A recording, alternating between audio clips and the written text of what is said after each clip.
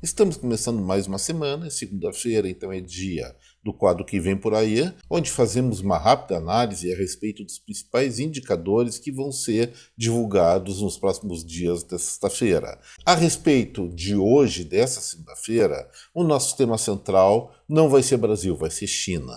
Eu quero explicar para vocês o que está acontecendo lá. A economia chinesa, apesar de alguns indicadores um pouco animadores, ela está sim em um processo de desaceleração e vou dizer mais, muito provavelmente recessivo. Isso é importante para o mundo, é importante para o Brasil e eu vou explicar da melhor forma possível nesse vídeo. Meu nome é Eduardo Starosta e esse é o canal Fora de Curva. Bom, para entender a economia chinesa, o que está acontecendo, o diagnóstico mais imediato de lá, eu vou trabalhar com um dos nossos tradicionais exemplos para simplificar os fenômenos econômicos ou parábolas, chamem como quiser. Imagina o seguinte, por A mais B, você tem uma ideia, vou vender alfaces. E aí, vai lá na Ceasa, compra um monte de alface, pega uma banquinha, nem vamos falar imposto, isso aí já estamos de saco cheio, né? Então, pega uma banquinha, põe na rua e começa a oferecer o alface para as pessoas que andam pela volta da sua vizinhança. No início vende 1, 2, 3, 4, 5 pés de alface. Chega um certo momento que as vendas param. Será que é porque eles estão na hora do almoço e não querem almoçar uma alface bem fresquinha, bem tenrinha? Bom, com essa ideia na cabeça, você continua a insistir na venda, mas tem o seguinte, vem o sol do meio-dia, você não tem a cobertura da barraquinha ainda, não teve o capital ainda para comprar, e o sol começa a castigar as folhagens das suas alfaces. E aí, aos poucos, o vegetal não fica tão brilhoso, não fica tão molhadinho assim, começa a perder qualidade e nada adivinha o cliente. O que você faz? Se você não vende alface naquele dia, mas com o solaço, com o calorão que está nesse verão, nesse início de verão, ou final de primavera, você vai entrar numa bucha de canhão, vai perder praticamente todo o dinheiro que investiu comprando lá na Ceasa esse produto. Vai começar a baixar o preço. Se antes saía por R$2 cada pé de alface, a diminuição vai para R$1,80, não vende, R$1,50, não vende, vai para R$1. Até que, ainda abarrotado de estoque, você faz aquela promoção. É para fechar a feira, cada pé de alface vai valer 40 centavos. E aí as pessoas seduzidas por um preço tão baixo começam a comprar e você vai ficar apenas com 2 ou 3 pés de alface que murcharam mais do que os outros e as pessoas fizeram cara de nojo e se recusaram a comprar. Bom, o dia de vendas não foi bom.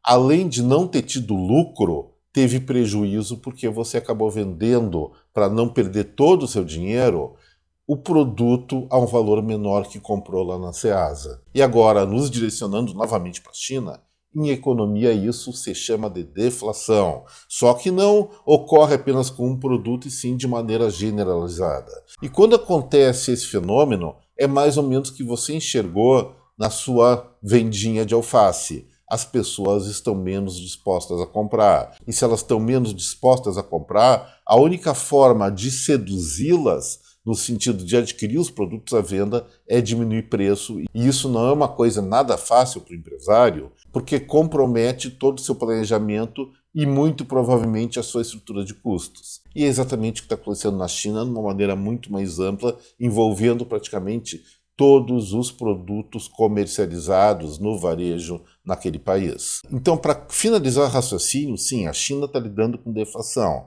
Segundo os dados do próprio Partido Comunista Chinês, o centro oficial das estatísticas chinesas, o índice de preço ao consumidor lá caiu 0,5% em novembro. É a maior queda do ano e esse tipo de deflação vem predominando na maior parte dos meses de 2023. O que significa isso?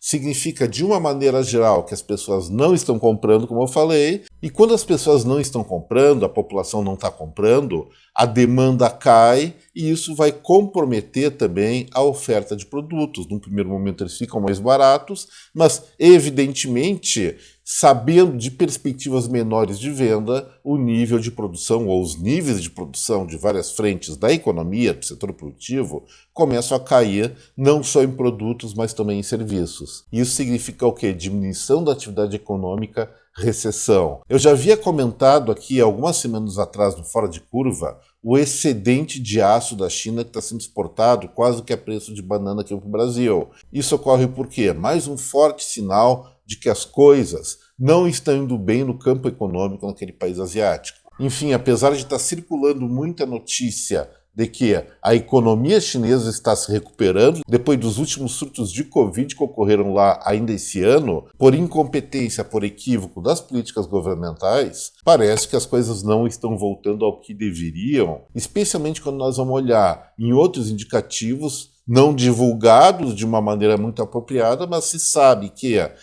o desemprego entre os jovens na China está chegando a patamares recordes muito elevados e isso, evidentemente, significa fraqueza econômica. A meu ver, gente, toda essa bagunça que está acontecendo lá, eu acreditava que a China ainda tinha muito espaço para crescer porque uma grande parte da população ainda está fora do mercado de consumo. Isso vem acontecendo por um exagero do dirigismo estatal, da interferência do governo de Xi Jinping no processo econômico.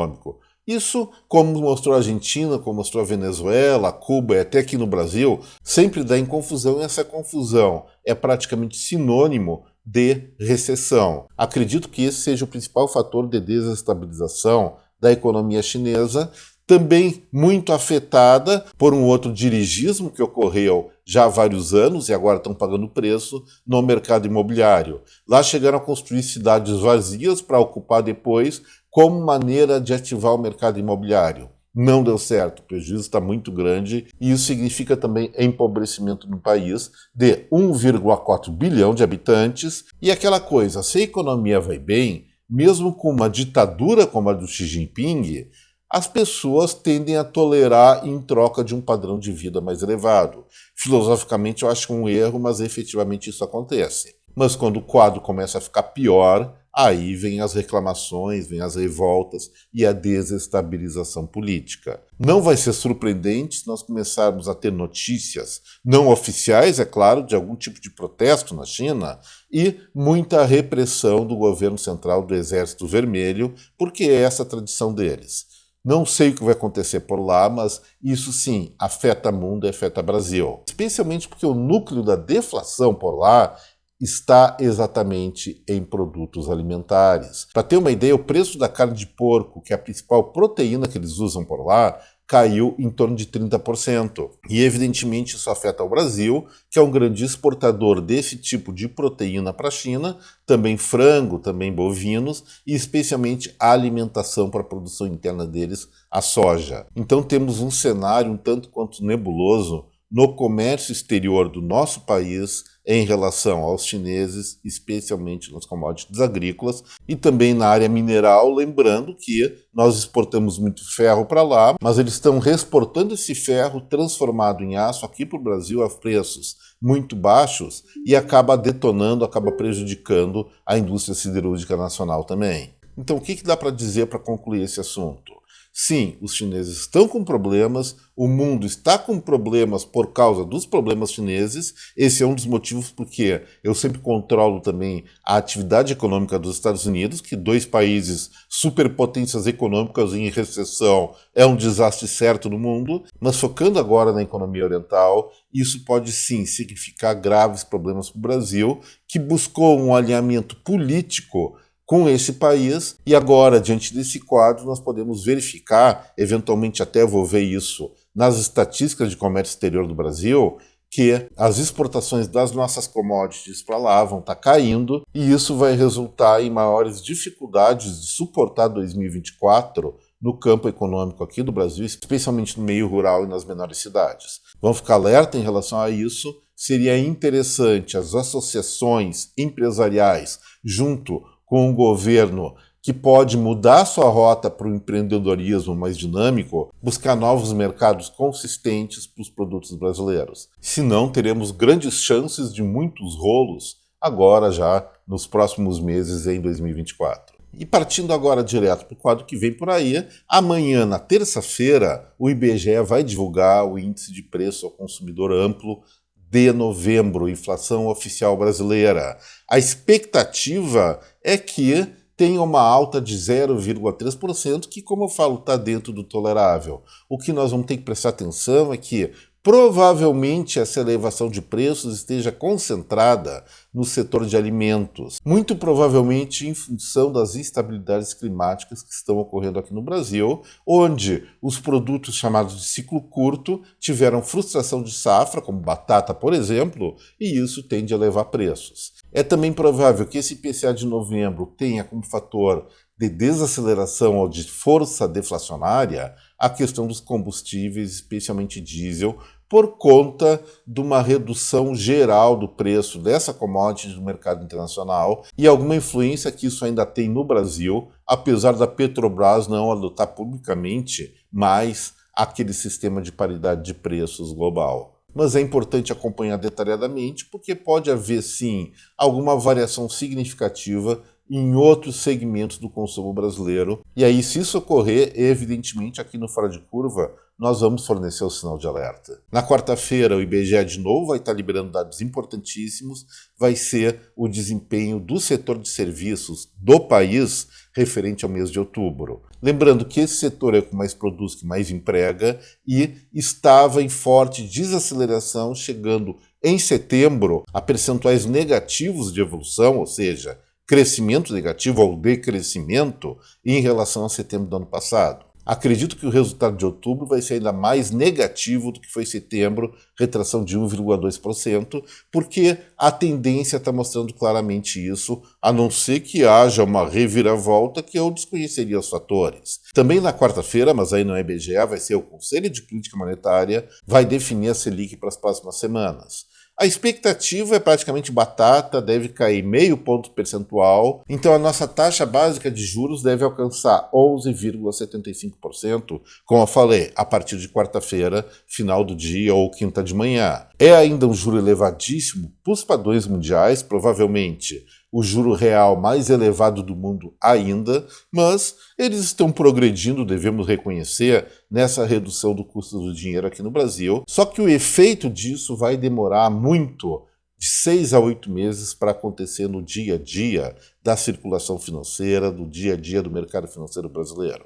Espero, sinceramente, que a inflação não tenha repiques, e isso é um risco que nós temos, especialmente pelo déficit primário, que eu já comentei várias vezes, e continuar torcendo por uma queda insistente da Selic até chegar a patamares razoáveis no mercado de consumo, sendo que para isso seria necessário maiores desregulamentações, menos tributação sobre o mercado de crédito. Na quinta-feira, a expectativa é de vendas no varejo. Surpreendentemente, de acordo com os dados do IBGE, o volume de vendas vem crescendo nos últimos meses em relação ao mesmo período do ano anterior, mas essa coruja eu já pelei, resolvi o mistério.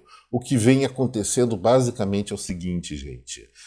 O número de mercadorias vendidas vem crescendo, mas as lojas faturando menos. A receita real dos estabelecimentos comerciais vem caindo ou subindo muito menos que a inflação. Então os lojistas, mesmo vendendo mais, estão ganhando menos, e isso é um sinal muito sério na questão de perspectiva de atividade econômica e aumento da taxa de desemprego, menor quantidade de contratação, especialmente depois das festas de final de ano a partir de janeiro. E finalmente encerrando agora o quadro que vem para aí, encaminhando para o encerramento também desse vídeo, mas antes disso, é claro, não esqueça do like, do compartilhamento desta película com a sua rede de contato, e aquelas pessoas que estão assistindo Fora de Curva pela primeira vez, deixo aqui meu convite para inscrição no canal. Sexta-feira, o Banco Central vai divulgar a prévia do PIB brasileiro referente ao mês de outubro, ao IBC-BR. A projeção dos analistas de plantão é de um crescimento de 0,14% em relação a setembro. Isso aí significa um pouco mais de 1/1000, lembrando que em agosto esse indicador registrou queda de 0,77%, em setembro uma redução quase no 0 a 0, mas ainda foi negativa de 0,06%. Gente, se for um pouquinho positivo ou um pouquinho negativo, a questão é basicamente a mesma. A economia brasileira está andando ou milimetricamente para frente ou milimetricamente para trás, e isso é sinal de que o nosso país vai começar a enfrentar, no mínimo, uma situação de estagnação. Eu acredito, no entanto, que a recessão braba vem por aí, mais ou menos causada pelo mesmo fenômeno chinês. Os chineses, sim, eles cresciam muito mais, tiveram uma freada e não estão conseguindo reativar sua atividade por conta de um extremo intervencionismo do Estado na economia. Aqui não é muito diferente. Nós temos uma pressão tributária muito grande, regulamentações cada vez mais complicadas surgindo a partir do governo federal, muitas vezes com apoio do judiciário e do poder legislativo, e isso em termos de economia, em termos de livre mercado, só dá confusão, só dá redução ou diminuição de expectativas positivas e aumento das negativas, significando no frigir dos ovos menor produção é recessão, é aumento do desemprego, uma coisa que nós não queremos, e tem como corrigir ainda no momento em que os nossos três poderes, pelo menos no âmbito da economia, tomarem um pouquinho de juízo e não acharem mais que meter a mão onde não conhecem vai gerar alguma coisa boa. Não, não gera. Só gera porcaria, e é isso que vai acontecer, provavelmente, lamentavelmente, com o Brasil no decorrer de 2024. Gente, o vídeo por hoje era esse, apesar dessas perspectivas não tão otimistas assim, vou dizer pessimistas assim, eu desejo a cada um de vocês uma excelente semana, um forte abraço, até breve, tchau, gente!